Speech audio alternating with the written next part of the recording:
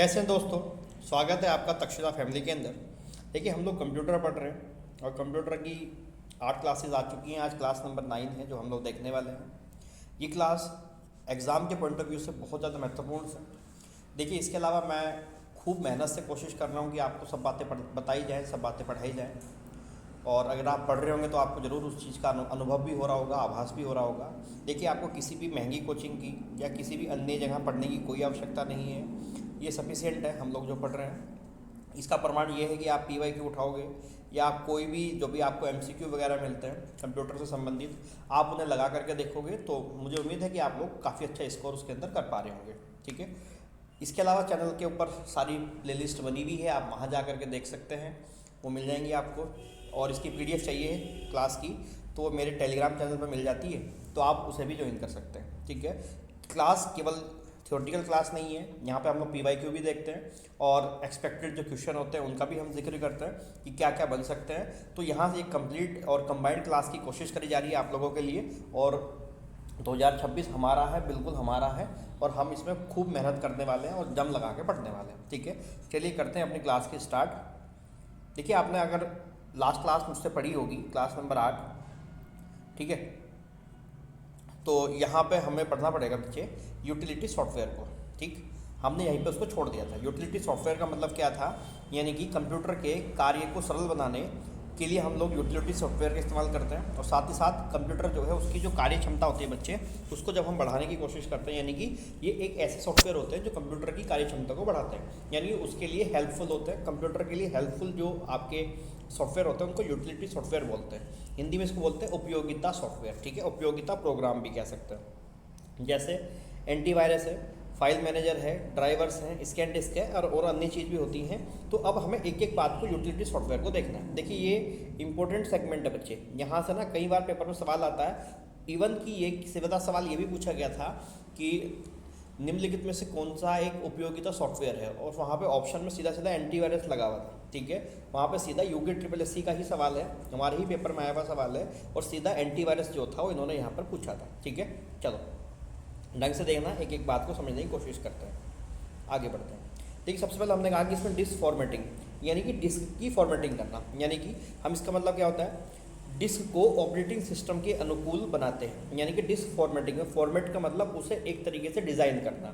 तो और डिज़ाइन करके हम उसे क्या करते हैं, जो ऑपरेटिंग सिस्टम होता है उसके अनुकूल बनाने की कोशिश करते हैं। ठीक है, साथ ही साथ हम इसमें डिस्क का एड्रेस टेबल तैयार करते हैं, यानी कि डिस्क के वो हिस्से जो अच्छे नहीं हैं या जिनमें कोई त्रुटि है उनको हम एक तरफ करते हैं और अन्य हिस्से जो एक तरफ रखते हैं। ठीक है, यानी उसको अलग अलग हिस्सों में करने की कोशिश करी जाती है। ठीक, यानी कि इसमें दूसरी बात यह है कि डाटा इसमें डिलीट नहीं होता, यानी कि जो डेटा ऑलरेडी डिस्क के अंदर रखा हुआ है वो डेटा डिलीट भी नहीं होता है इसमें फॉर्मेटिंग करते समय। ये भी ध्यान रखने वाली बात है। दूसरी बात है, इसमें डिस्क को 2 या 2 से अधिक भागों में बांटा जा सकता है, यानी 2 या 2 से अधिक भागों में हम डिस्क को बांटते भी हैं। यहीं से आपका जो भी पटवारी लीक पेपर हुआ है, जो लीक हो गया था पेपर 21 सितंबर वाला, इसी में यहाँ से एक सवाल आया था। वो सवाल क्या था, ध्यान से देखना, कि जो विंडो होती है ना, विंडो में मैक्सिमम हम कितने भाग में डिस्क को बांट सकते हैं, तो मैक्सिमम 4 हिस्से होते हैं, 4 हिस्सों में हम डिस्क को बांट सकते हैं। ये सेम सवाल आपका किस में आया था बच्चे, वो अभी हमारे पटवारी के पेपर में देखने को मिला था। ठीक है, आप लोगों ने उम्मीद है कि करा होगा, नहीं करा होगा तो कंप्यूटर को बहुत अच्छे से पढ़िए मेरे साथ, और उम्मीद करूँगा कि हम 100% स्कोर करेंगे कंप्यूटर में, यानी कि 5 आउट ऑफ 5 लाने की कोशिश रहेगी हम लोगों की। ठीक है, तो ये डिस्क फॉर्मेटिंग है। मोटे तौर पर सीधा मानिए कि हमारे पास डिस्क है, उस डिस्क को फॉर्मेट करना, उसको अलग अलग हिस्सों में बांटने काम करना अपनी सुविधा के अनुसार, ताकि जो डिस्क है वो ऑपरेटिंग सिस्टम के अनुकूल बन जाए। क्योंकि होता क्या है कि कंप्यूटर क्या करता है, जहाँ भी उसे खाली जगह मिलती है वो अपने आप को वहीं पर रख देता है डेटा को, जिससे क्या होता है धीरे धीरे कंप्यूटर की जो स्पीड है वो कम होने लगती है। तो ये सब चीज़ें, ठीक है, ध्यान रखना। तो ये डिस्क फॉर्मेटिंग का दिमाग में रखना। एक होता है डिस्क क्लीनअप। डिस्क क्लीनअप का मतलब ये है कि आपकी फाइल है, आपकी कोई डिस्क है, आपकी मेमोरी है, वो भरी हुई है, उसमें कुछ अनावश्यक चीज़ें भी हैं, तो उन चीज़ों को साफ़ करने के, उन चीज़ों को क्लीन करने के लिए। ठीक है, जैसे आपके फ़ोन वगैरह जब आप इस्तेमाल करते होंगे तो उसमें भी आप क्लीनअप का एक ऑप्शन रखते होंगे, क्लोज टैब का एक ऑप्शन रखते होंगे। तो ये उसी तरीके का है, यानी कि अशुद्धि और अनावश्यक डेटा को कंप्यूटर से हटाने के लिए, डिस्क से हटाने के लिए। उससे क्या होगा, कंप्यूटर पर लोड कम होगा, कंप्यूटर की जो स्पीड है वो क्या होती है, वो इंक्रीज़ होती है। ठीक है, और डिस्क क्लीनअप भी कैसा है, कंप्यूटर के लिए एक यूटिलिटी सॉफ्टवेयर की तरह काम करता है ना। वही हमने बात करी कि यूटिलिटी सॉफ्टवेयर एक्चुअली क्या है, ये वही है कि ये कंप्यूटर की कार्य क्षमता में वृद्धि करते हैं। इसके अलावा बैकअप प्रोग्राम होता है। बैकअप प्रोग्राम का मतलब यानी कि आप डेटा को दो जगह स्टोर करते हो, एक यहाँ और एक दूसरी जगह। यदि एक जगह कोई डेटा करप्ट हो भी जाए या डेटा ख़राब हो जाए, किसी वजह से डिलीट हो जाए, तो दूसरी जगह पर हम जो रखते हैं तो वो हमें मिल जाए, तो वो डेटा कभी हमें उसका नुकसान ना उठाना पड़े, उसी के लिए होता है बैकअप प्रोग्राम। ठीक है, यानी कि हम एक, जैसे मान लें मेरे पास कोई टेबल है, तो टेबल मान लिया मेरे पास यहाँ 10 पेज की कोई PDF है, तो ये यहाँ भी रख दी मैंने और यहाँ भी रख दी। बाई चांस अगर ऐसे हुआ कि यहाँ से डिलीट हुई तो ये मेरे पास ऑलरेडी वहाँ पे है। ठीक है, तो मैं इससे वहाँ पे काम चला लूँगा, इसलिए बैकअप प्रोग्राम भी यहाँ पे आता है। इसके अलावा हम अभी जिक्र ही कर रहे थे, उल्लेख कर रहे थे कि एंटीवायरस यूटिलिटी होती है। बिल्कुल ये यूटिलिटी है, ये बिल्कुल ध्यान रखना है आप लोगों ने कि एंटीवायरस जो है वो यूटिलिटी सॉफ्टवेयर के अंतर्गत आते हैं। यानी कंप्यूटर के अंदर अगर कोई त्रुटि आती है, वायरस आ जाता है, तो उस वायरस को भगाने का काम कौन करता है, उस वायरस को वहाँ से निकालने का काम कौन करता है बच्चों, वो करता है एंटीवायरस। ठीक है, इसलिए एंटीवायरस कंप्यूटर की कार्य क्षमता को बढ़ाता है, इसलिए एंटीवायरस को हम क्या मानते हैं, यूटिलिटी सॉफ्टवेयर मानते हैं। ये सेम सवाल UKSSC ने अपने पेपर में पूछा है। मैं जब प्रीवियस ईयर आपको कराऊंगा कंप्यूटर के सारे, तो वहाँ पे आप लोग देखेंगे कि हम एक एक सवाल को, इसलिए फटाफट आपको थ्योरी खत्म करवा रहा हूँ ताकि थ्योरी का काम यहाँ पे खत्म हो जाए हमारा, उसके बाद केवल प्रैक्टिस रह जाएगी। वो तो हम प्रैक्टिस लगातार करते रहेंगे, तो जिसकी कोई समस्या होगी तो जाके थ्योरी पे अपनी वीडियो देख सकता है, उसके बाद फिर वो वापस प्रैक्टिस पे आ सकता है। तो हमारे लिए बहुत अच्छा फॉर्मेट रहेगा ये, तो ये ध्यान रखना। ठीक है, तो ये भी किस में आता है, आपका यूटिलिटी सॉफ्टवेयर में आता है। देखो सवाल बच्चे यहाँ से ना ये भी बना सकता है कि मान लिया ऑप्शन में ये रख दिया disk formatting, disk cleanup, backup, और एक कुछ और रख दिया और पूछा निम्नलिखित में से कौन सा यूटिलिटी सॉफ्टवेयर नहीं है, या स्टेटमेंट के थ्रू बना दिया। तो इस तरीके के सवाल जो है वो आजकल बहुत ज़्यादा चल रहे हैं, तो इसलिए बहुत महत्वपूर्ण जो है ये बनता भी है। इसके बाद नेक्स्ट आता है बच्चे डिस्क फ्रेगमेंटेशन।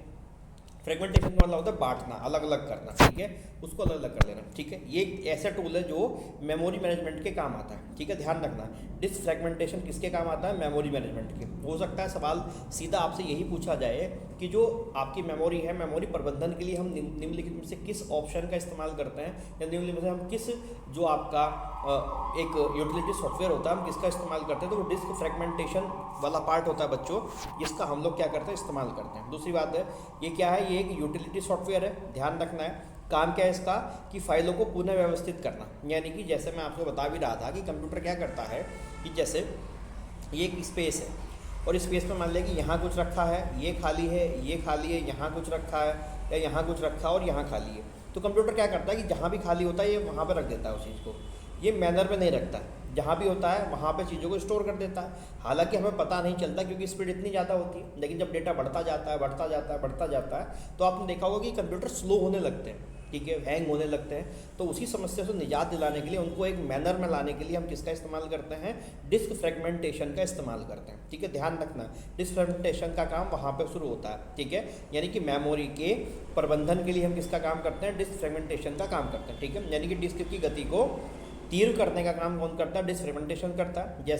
जैसे कोई फाइल है तो कंप्यूटर क्या करता है, उसको स्टोर कर देता है खाली जगहों पे, जिससे उससे क्या आता है, वहाँ पे स्टोर करता है, जिससे उसकी गति क्या हो जाती है, कंप्यूटर की डाउन हो जाती है। फिर इस डाउन गति को वापस बढ़ाने के लिए हम किस सेगमेंट का इस्तेमाल करते हैं, डिस्क डीफ्रेगमेंटेशन जो है वो हम यहाँ पे भी देखते हैं, इसको डिस्क डीफ्रेगमेंटेशन भी बोलते हैं। ठीक है, तो ये डिस्क फ्रेगमेंटेशन का काम होता है। तो ये ध्यान रखना, बहुत इंपॉर्टेंट सेगमेंट है और बहुत महत्वपूर्ण चीज़ें हैं यहाँ पे। इसके अलावा एक आता है आपका फाइल कंप्रेशन यूटिलिटी। कंप्रेशन का मतलब होता है उसके साइज़ को कम करना। ठीक है, यानी कि कोई 100 MB की फाइल है, हम उसको इतना नहीं भेजना चाहते, हम उसे 1 MB में करके भेजना चाहते हैं, या 10 MB में, 20 MB में, यानी उसके साइज़ को कम करने का काम क्या कौन करता है, वो फाइल कंप्रेशन यूटिलिटी करती है। इससे कई लाभ है कि उसकी फाइल क्या मेमोरी कम होने के लिए उसकी मेमोरी बचती है, मेमोरी का प्रबंधन बेहतर होता है, कंप्यूटर की स्पीड बढ़ती है, तेज़ी से हम उसे कहीं भेज सकते हैं, सेंड कर सकते हैं। तो काफ़ी सारे लाभ होते हैं कंप्यूटर को, इसलिए ये जो आपके कंप्रेशन जो यूटिलिटी है ये खूब चलते हैं हमारे बड़ी बड़ी फाइलों में। ठीक है, यानी कि फाइल के आकार को छोटा करना किसके अंदर होता है, फाइल कंप्रेशन यूटिलिटी के अंतर्गत आता है। ठीक है, जैसे JPG जो चित्र वगैरह है, MPG वीडियो है, MP3 म्यूजिक वगैरह है, तो वो सब इसी के अंदर हम लोग देखते हैं। आप देखना चाहो यहाँ भी सॉफ्टवेयर के 2 अन्य प्रकार होते हैं, देख लो। एक होता है रिटेल सॉफ्टवेयर, यानी कि जो मार्केट से आप खरीद सकते हैं, सीधा खरीदा जा सकता है, जैसे माइक्रोसॉफ्ट है, विंडोज़ है, MS ऑफिस है, आप सीधा जो मार्केट से खरीदते हैं, ऐसे सॉफ्टवेयर क्या बनते हैं, आपके रिटेल सॉफ्टवेयर बनते हैं। एक होता है फ्रीवेयर या शेयरवेयर सॉफ्टवेयर, यानी कि जो पब्लिक डोमेन सॉफ्टवेयर होते हैं, यानी कि जिसको हम फ्रीली अवेलेबल जो होते हैं और उनका हम इस्तेमाल जो है वो फ्री में कर सकते हैं, उसके लिए हमें कोई भी पैसे की आवश्यकता देने की आवश्यकता नहीं पड़ती, इसलिए उनको फ्रीवेयर या शेयरवेयर सॉफ्टवेयर बोलते हैं। ठीक है, नेक्स्ट देखिए यहाँ पे बच्चे फर्मवेयर कंसेप्ट। फर्मवेयर क्या होता है, ध्यान से देखना। पहले फर्मवेयर जो है वो mixture of software and hardware. देखो बच्चे हो क्या रहा है कि ये लाल पेन से लिखे गए, यानी कि जब मैंने नोट्स बनाए हैं तो ये लाल पेन के लिखे हुए हैं। अच्छा, लाल पेन से लिखने की वजह से थोड़े धुंधले आते हैं, ठीक है, ध्यान रखना इस चीज़ का। दूसरी बात है कि ये आपको लग रहा होगा ये निशान लगे हैं, ये कि भाई ये मैं पढ़ता हूँ, मैं पढ़ाता हूँ, तो इसीलिए यहाँ पे निशान लगे हुए हैं, ठीक है, क्योंकि मैं खुद भी पढ़ाई करता हूँ तो इसलिए लगे हुए हैं। तो इसलिए आप लोग थोड़ा सा मेरे साथ चलेंगे, बाकी मैं हर एक चीज़ को आपको कंफर्म कर देता हूँ। इसके अलावा अगर आपका कोई सवाल रहता है तो आप कमेंट सेक्शन में ज़रूर डाला करो, कोई भी दिक्कत होती है तो ज़रूर डाला करो, कि कुछ भी समझ में नहीं आता है तो उसे भी हम लोग क्लियर करेंगे। साथ ही साथ इसमें चैनल को सब्सक्राइब भी कर दो, शेयर भी कर दो। दूसरी बात है 26 में बहुत सारा काम करना है, अभी से स्टार्ट करोगे तो पहुँच जाएंगे, वरना बड़ी दिक्कतें आने वाली हैं भाई, ठीक है। पढ़ाई करो क्योंकि कंपटीशन लगातार बढ़ रहा है, इसलिए बहुत ज़्यादा मेहनत की क्या है हमें आवश्यकता भी है, ठीक है। देखो तो फर्मवेयर क्या है, एक मिक्सचर है किसका, सॉफ्टवेयर और हार्डवेयर, इन दोनों को मिला करके हम क्या है फर्मवेयर बोल सकते हैं। लेकिन यदि मुझे दोनों में से एक ही चुनना हो कि ये सॉफ्टवेयर कहूँ या हार्डवेयर कहूँ, तो आप इसे केवल सॉफ्टवेयर भी कह सकते हैं, ठीक है। ये ध्यान रखना कि केवल एक ही में चुनना हो कि सर मुझे एक बताओ, मुझे नहीं जानना कि ये दोनों है, वैसे तो मिक्सचर है, लेकिन मुझे आप कहो कि नहीं मुझे नहीं पता, मुझे तो यही जानना है कि एक ही है, तो आप कह सकते हो कि केवल और केवल क्या है, सॉफ्टवेयर, ठीक है। इसका काम क्या है, इसको हम क्या करते हैं मेमोरी में स्टोर कर दिया जाता है, ठीक है। और ये भी मेमोरी में कौन सी, स्थायी इलेक्ट्रॉनिक मेमोरी में डाला जाता है, यानी कि जो रोम और रैम है, जो पावर जाने के बाद भी डिलीट नहीं होगा, ये उसमें डाला जाता है। इसका काम क्या है, ध्यान से सुन लीजिएगा। देखिए जैसे मान लिया कि हम मल्टीप्लाई करते हैं, तो मल्टीप्लाई के स्थान पर हम केवल प्लस प्लस करके काम चला सकते हैं, यानी कि जैसे अगर मुझे 2 गुना 2 करना हो तो वो 4 आएगा। मैं ये भी तो कर सकता हूँ कि अगर मैं गुना ना करके उसे 2 + 2 ही कर दूँ तब भी क्या आएगा, तब भी तो 4 ही आएगा। अब मैं जैसे आप देख सकते हो कि जैसे मुझे 13 को 7 बार गुणा करना है तो 13 7 91 हो जाएगा। इसके अभी तो मैं ये भी कर सकता हूँ कि 13 को मैं 7 बार लिख के अगर ऐड कर दूंगा तो तब भी कितना आएगा, तब भी 91 ही आएगा। तो ये उसी तरीके का काम करता है। कंप्यूटर में जो खर्च होता है, यानी कि मुझे 2 चीज़ें लगानी पड़ेंगी, 2 चीज़ों का इस्तेमाल करना पड़ेगा, तो उस खर्च से बचने के लिए, यानी कि देखो खर्च को कम करता है, ये भी इसका एक काम है, तो हम क्या करते हैं फर्मवेयर का इस्तेमाल करते हैं। यानी कि कुछ इस तरीके की चीज़ें जहाँ पे आप कह सकते हो कि एक ही सेगमेंट से काम चल जाएगा, ठीक है, वहाँ पे हम सीधा फर्मवेयर का इस्तेमाल कर देते हैं। हम ज़्यादा चीज़ों को इस्तेमाल नहीं करते और ये हमारे खर्च को भी कम करता है, ठीक है। और मिक्सचर है किसका, सॉफ्टवेयर और हार्डवेयर का। रोम में इसलिए रखते हैं क्योंकि भविष्य में जब तक कंप्यूटर चलेगा, जब तक विंडो चलेगी, तब तक ये काम करेगा, ये आपको ध्यान रखने वाली बात है, ठीक। अगला होता है बच्चे बग्स। बग्स मतलब जो सॉफ्टवेयर के अंदर जो आपकी त्रुटि पाई जाती है, यानी कि जो एरर्स होते हैं, उन एरर को हम क्या बोलते हैं बच्चे, बग्स बोलते हैं। बहुत इंपॉर्टेंट है। लास्ट जब RO प्री हुआ था बच्चे हमारे यहाँ 2023 में, तो उसमें ये सवाल देखने को मिले था। RO 2024 में 23 की वैकेंसी थी, 24 में प्री हुआ था। 24 में जब प्री हुआ था तो उसमें देखने को मिला था, उसमें डीबगिंग पूछा गया था कि डीबगिंग क्या है, ठीक है। ऐसे ही सवाल आपके बनते हैं और अब बच्चे बहुत ज़्यादा गड़बड़ करते हैं यहाँ पर ना। यानी कि जो सॉफ्टवेयर होता है हमारा, उसमें अगर कोई त्रुटि आ जाए, कोई एरर आ जाए, तो उसको हम क्या बोल देते हैं, उसको हम बग्स बोलते हैं, ठीक है। इसके बाद आता है डीबगिंग। डीबगिंग का मतलब क्या है कि जो एरर्स आए सॉफ्टवेयर में, उनको ढूंढ करके उनमें सुधार करने की जो प्रक्रिया होती है, उसको हम क्या बोलते हैं, डीबगिंग कहते हैं। देखो थोड़ा सा अगर आपको इंग्लिश का आइडिया हो, जहाँ पर ING लग जाता है तो वो प्रक्रिया बन जाती है, उसको प्रोसेस बोलते हैं। कंटिन्यूस बोलते हैं ना ING के थ्रू, तो वो प्रोसेस होता है। तो यानी कि जैसे साइकिलिंग का मतलब हो गया साइकिल चलाना, स्विमिंग का मतलब हो गया तैरना, ठीक है। तो उसी तरीके से डीबगिंग यानी कि उसको बग को डी मतलब डाउन खत्म कर करके वो प्रक्रिया जो होती है उसको बोलते हैं हम लोग सुधार करने की प्रक्रिया। तो एरर्स को ढूंढ करके उसमें सुधार करने की जो प्रक्रिया है उसको बोलते हैं डीबगिंग, ठीक है। और इस कार्य के लिए तैयार किए गए सॉफ्टवेयर को बोलते हैं डीबगर, यानी कि जो डीबगिंग का काम करता है उसको डीबगर कहते हैं। तो यहाँ पे 3 बातें बात करी हमने। बग्स यानी कि किसी सॉफ्टवेयर के अंदर जो एरर है वो बग्स है। डीबगिंग क्या है, उस एरर को ढूंढना और उस एरर में सुधार करने की प्रक्रिया, वो डीबगिंग है। और जो डीबगिंग का काम करने के लिए सॉफ्टवेयर बनाए जाते हैं उनको डीबगर कहते हैं। तो ये ध्यान रखना, बहुत छोटी बात है। एक कंसेप्ट होता है बच्चे पेज का। पेज मतलब होता है कि एरर को छोटे सॉफ्टवेयर प्रोग्राम के सारे ठीक किया जाता है, जिसे हम पेज कहते हैं, ठीक है। पेज का मतलब ध्यान रखना, पेज का मतलब क्या होता है। आपने कभी सड़क देखी होगी, हाईवे देखा होगा। जैसे मान लेते हैं, आप ध्यान से देख सकते हैं, जैसे ये एक हाईवे है, मान लेते हैं ये एक हाईवे जा रहा है, ठीक है। तो इस हाईवे में पूरी सड़क अच्छी है, लेकिन एक बीच में छोटा सा क्या हो जाता है, गड्ढा हो जाता है। छोटा सा क्या हो जाता है बच्चे, यहाँ पे मान लेते हैं गड्ढा हो जाता है। तो हम ये नहीं करते कि पूरी सड़क तोड़ते हैं, गड्ढा भर देते हैं। हम क्या करते हैं कि इस गड्ढे के ऊपर छोटा सा क्या लगा देते हैं, पैच लगा देते हैं। ताकि ये गड्ढा ढक जाए, ताकि ये पूरी की पूरी सड़क क्या हो जाए, सही हो जाए, ठीक है। तो उसी तरीके की जो व्यवस्था है उसी को हम क्या बोलते हैं, पैच। इसी प्रकार जैसे मान लिया पूरा सॉफ्टवेयर है, उस सॉफ्टवेयर के किसी हिस्से में कोई त्रुटि आ गई तो हम क्या करते हैं, उसी त्रुटि को हम सही कर देते हैं ताकि पूरा सॉफ्टवेयर हमारा काम से करे। ऐसा नहीं होता कि पूरा सॉफ्टवेयर ही दोबारा से डिज़ाइन किया जाता है, ठीक है। तो ये जो प्रक्रिया यानी कि एरर को छोटे सॉफ्टवेयर प्रोग्राम के सहारे ठीक किया जाता है, इस प्रक्रिया को ही हम क्या बोलते हैं, पैच बोलते हैं या पेच बोलते हैं। ध्यान रखना, इंपॉर्टेंट कंसेप्ट है, ठीक है। आगे देखो, आगे बढ़ते हैं। यार इतना मेहनत करी जा रही है, अब अपने दोस्तों को चैनल शेयर तो कर दिया करो कम से कम। और व्यूज़ जो है वो वीडियो पे बहुत आते हैं जब अपडेट देते हैं, अच्छी बात है, अब अपडेट जानना चाहते हैं, लेकिन साथ साथ पढ़ाई भी तो करनी पड़ेगी दोस्तों हमें। हम बिना पढ़े कैसे सिलेक्शन होगा यार हम लोगों का, ठीक है। तो यार पढ़ाई पे ज़रूर फोकस करो। इसके अलावा मैं उत्तराखंड की क्लास स्टार्ट करना चाहता हूँ, और आप कृपया करके जो लोग उत्तराखंड पढ़ना चाह रहे हैं वो मुझे बताना कि हम कहाँ से स्टार्ट करें, ठीक है। मैं फिर उसी चीज़ को लेकर के चलूँगा आगे ना, ठीक है। चलो आगे बढ़ते हैं। कर्नेल, कर्नेल क्या है बच्चे, यानी कि सॉफ्टवेयर और हार्डवेयर के बीच की जो आपकी कड़ी है वो क्या है, वो कर्नेल है, ठीक है। यानी कि बीच की कड़ी जो संबंध स्थापित करती है किसके अंदर, सॉफ्टवेयर और हार्डवेयर के अंदर, वो कर्नेल होता है, ठीक है। दूसरी बात है, पूरा जो ओएस का मतलब ऑपरेटिंग सिस्टम, पूरा जो ऑपरेटिंग सिस्टम है वो कर्नेल पर ही आधारित होता है, ठीक है। इसका काम क्या है कि उपकरणों का प्रबंधन सुनिश्चित करना, यानी कि जो सिस्टम के साथ चीज़ें जुड़ी हैं उनको किस तरीके से हम प्रबंधित करेंगे, उनको मैनेज कैसे करा जाएगा, वो काम किसका है, वो कर्नेल का। इसलिए कर्नेल को सॉफ्टवेयर का क्या बोलते हैं, सोर्स कोड बोलते हैं, ठीक है। कर्नेल क्या बोला जाता है, सॉफ्टवेयर का सोर्स कोड। ये सीधा सीधा सवाल पेपर में बन सकता है कि सॉफ्टवेयर का सोर्स कोड किसे बोलते हैं बच्चे, वो कर्नेल को बोलते हैं। आप कहोगे सर ये तो कर्नल है, कोई बात नहीं, से कर्नेल पढ़ते हैं, ठीक है बच्चे। क्या पढ़ते हैं, कर्नेल पढ़ते हैं। जैसे है तो ये राम, लेकिन पढ़ते क्या है, रैम, ठीक है। तो ये टेंशन मत देना कि सर कर्नेल क्यों बोल रहे हैं, कर्नल क्यों नहीं कह रहे, ठीक है। बात समझ में आ जाएगी, यहाँ पे कोई समस्या नहीं है। मैं आगे बढ़ जाऊँ तो कर्नेल की बात हुई, पैच की बात हुई, बग की बात हुई, डिबगिंग की बात हुई, डिबगर की बात हुई, बिल्कुल ध्यान रखना है, ठीक है। अब देखो यहाँ पे कंसेप्ट आता है सीधा सीधा बायोस का।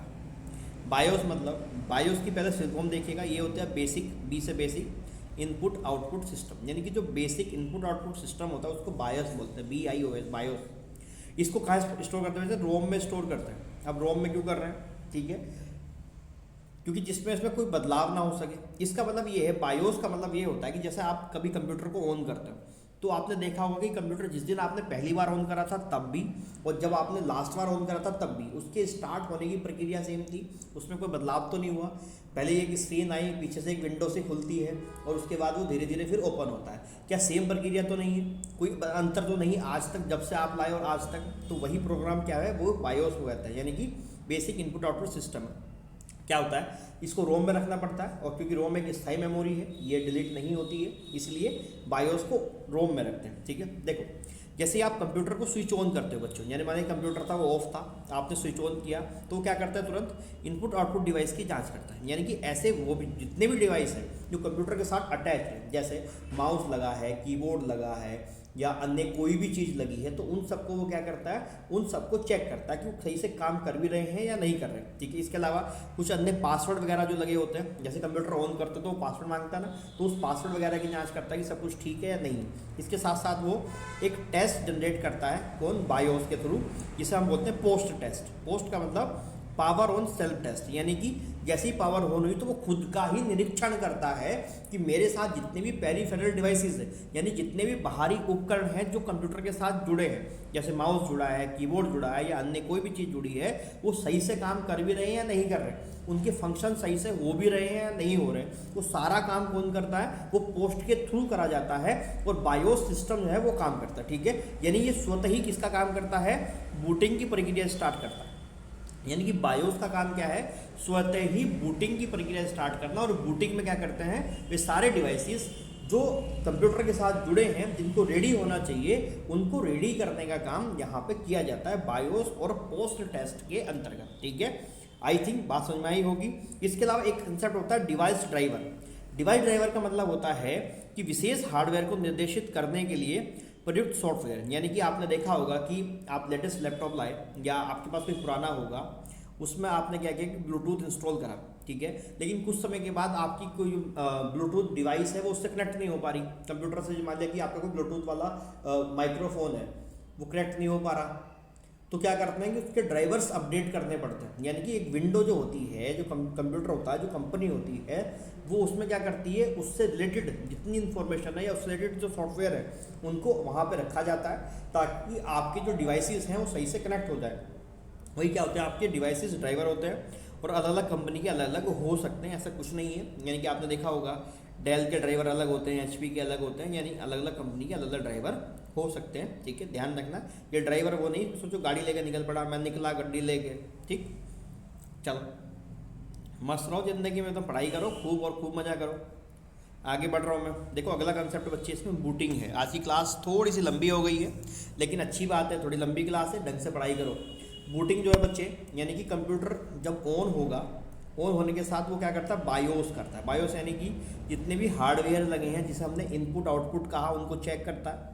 अब इनपुट आउटपुट क्या है, अगर किसी बच्चे को समझ में नहीं आ रहा होगा तो पीछे प्लेलिस्ट में जाना, वहाँ पे इनपुट डिवाइस आउटपुट डिवाइस को ढंग से समझाया गया है बहुत अच्छी तरीके से। ठीक है, अब देखो तो यहाँ क्या होता है, एक पोस्ट टेस्ट होता है, यानी कि पावर ऑन सेल्फ टेस्ट होता है। पोस्ट मतलब पावर ऑन सेल्फ टेस्ट होता है। इसके बाद क्या होता है कि बायोस के बाद ऑपरेटिंग सिस्टम चेक करता है कि सॉफ्टवेयर को सही से काम कर रहा है या नहीं कर रहा है, यानी कि सॉफ्टवेयर को उपयोग के लायक बनाता है। ऑपरेटिंग सिस्टम का काम, यानी कि सबसे पहले क्या हुआ, जैसे ही वो ऑन हुआ कंप्यूटर, तो उसके साथ जो हार्डवेयर जुड़े थे उनको चेक कर लिया बायोस के थ्रू। ठीक है, हार्डवेयर ने कहा कि ओके है। हार्डवेयर की तुरंत बाद हम पहुंचे ओएस पे। ओएस मतलब ऑपरेटिंग सिस्टम। तो ऑपरेटिंग सिस्टम ने देखा कि सॉफ्टवेयर ठीक है, ड्राइवर्स अपडेट है, सब कुछ ठीक है, तो यानी कि हम काम करने के लिए रेडी है। अगर मान लें कभी आपने देखा हो कि किसी हार्डवेयर में कोई समस्या है, तो वहाँ पे ब्लैक स्क्रीन आ जाती है, वहाँ पे कुछ लिखा आता है और कंप्यूटर बताता है कि आपकी इस डिवाइस में समस्या है, और उस पर लिखा भी आता है कि यदि आप चाहो तो इस समस्या को सही कर लो, या आप चाहते हो कि मैं ऐसे ही कंटिन्यू कर दूँ तो आप कंटिन्यू दबा दो, प्रेस कंटिन्यू। ठीक है, तो इस तरीके की चीज़ें जाता है। बस यही प्रोसेस क्या कहलाता है आपका बच्चे, बूटिंग कहलाता है। तो यानी बूटिंग को अगर एक लाइन में कहूँ तो ये चेक करना कंप्यूटर को ऑन करने के बाद कि क्या सारे जो डिवाइसेस हैं, सारे जो सॉफ्टवेयर हैं वो सही से काम कर रहे हैं, तो उसको कंप्यूटर को फिर काम करने के लायक बनाना, वही प्रक्रिया क्या है, पूरी की पूरी बूटिंग है। इसमें बायोस होता है, उसमें पोस्ट होता है और ऑपरेटिंग सिस्टम सॉफ्टवेयर को रेडी करता है। ठीक है, आई थिंक क्लियर हुआ होगा। अब देखो यहीं पे बात आती है कि जो बूटिंग है वो दो प्रकार की होती है बच्चे। ठीक है, एक होती है कोल्ड बूटिंग, एक होती है बच्चा वार्म बूट, यानी कोल्ड बूट वार्म बूट। अब ढंग से देख लो, कोल्ड बूट का मतलब एक कंप्यूटर था जो ऑफ था, यानी बिल्कुल बंद था, आपने ऑन करा, ऑन करने के साथ पावर ऑन हुई, और पावर ऑन होते ही वहाँ पे कौन सी प्रक्रिया शुरू होती है, पावर ऑन होते ही वहाँ पे देखो ऑन होते ही क्या होगा, बायोस होगा, बायोस में पोस्ट होगा, फिर ऑपरेटिंग सिस्टम होगा, कंप्यूटर पे काम करेगा। तो ये प्रक्रिया क्या कहलाती है आपकी, इसको बोलते हैं कोल्ड बूट। क्या बोलते हैं, कोल्ड बूट बोलते हैं, इसको बोलते हैं कोल्ड बूट। ठीक है, यानी कि कंप्यूटर ऑफ था, आपने ऑन किया, बायोस की क्रिया हुई, बायोस के साथ पोस्ट हुआ, यानी पावर ऑन सेल्फ टेस्ट हुआ, और ये कंप्यूटर काम करने के लिए तैयार हुआ। इस प्रक्रिया को बोला जाता है कोल्ड बूटिंग। ठीक है, एक होती है वार्म बूट। वार्म बूट का मतलब कंप्यूटर ऑलरेडी ऑन था और आपने सीधा उसे क्या कर दिया, बिना सप्लाई बंद किए रीस्टार्ट कर दिया। ठीक है, बिना सप्लाई बंद किए क्या कर दिया, रीस्टार्ट कर दिया। तो ये वाली प्रक्रिया क्या कहलाती है, वार्म बूट कहलाती है। सीधा सीधा स्टेटमेंट बन सकता है आपसे कोल्ड बूट को लेकर के, वार्म बूट को लेकर के।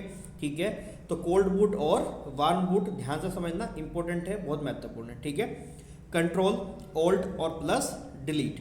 ठीक हो गई बात, कंट्रोल ऑल्ट प्लस डिलीट, यानी कि एक तरीके की वो प्रक्रिया है, कंप्यूटर को रिस्टार्ट करने का तरीका यही है, इसको ट्राई फंक्शन बोलते हैं। ठीक है, कंट्रोल ऑल्ट प्लस डिलीट को कंप्यूटर को रिस्टार्ट करते हैं, और इसी के थ्रू ही क्या होता है, कंप्यूटर में जितने भी आपकी जितना भी प्रोग्राम्स चल रहे होते हैं वो सारे क्लोज हो जाते हैं। ठीक है, और यहाँ पे जो होता है वो वार्म बूट होता है। ठीक, कंप्यूटर पर उपलब्ध प्रोग्राम बताना, यानी कि बूटिंग का काम क्या है, ध्यान से सुन लो कि कंप्यूटर पर जो भी प्रोग्राम चल रहे हैं उपलब्ध हैं उनको बताना, और कंप्यूटर के सभी भाग सही कार्य कर रहे हैं इस चीज़ को सुनिश्चित करना।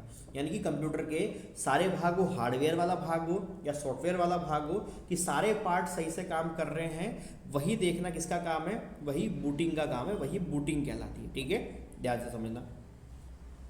अगली बात जो है बहुत इंपॉर्टेंट है, आपके पेपर में आया था सवाल ये। अच्छा, यहाँ पे दो चीज़ें देखो, नहीं है, दो चीज़ें नहीं, यहीं पर ऐसे। अब क्या मसला है, देखो ये आपने वो देखो ना, हवलदार प्रशिक्षक का पेपर हुआ देखा अभी हमारे यहाँ पीछे, उसमें ये सवाल पूछा गया था और बहुत सारे बच्चे यहाँ पे फंसे थे।